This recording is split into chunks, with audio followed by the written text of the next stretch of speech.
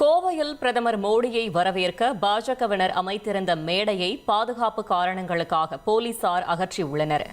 கூடுதல் தகவலை செய்தியாளர் ஹரிதாஸ் கூற கேட்கலாம். ஹரிதாஸ், வணக்கம். மேலும் தகவல்கள் என்ன? பிரதமர் நரேந்திர மோடி இன்னும் சற்று நேரத்தில் கோவை வர உள்ளார். இங்கிருந்து கொடிசாவில் நடைபெறும் இயற்கை விவசாயிகளின் தென்னிந்திய அளவிலான மாநாட்டில் கலந்து கொள்கிறார். இந்த சூழ்நிலையில் அவரை வரவேற்பதற்காக கோவை மாவட்ட பாஜக சார்பில் பிரதமர் விமான நிலையத்திலிருந்து வரும் வழியில் உற்சாக வரவேற்பதற்காக பல்வேறு ஏற்பாடுகள் செய்யப்பட்டது.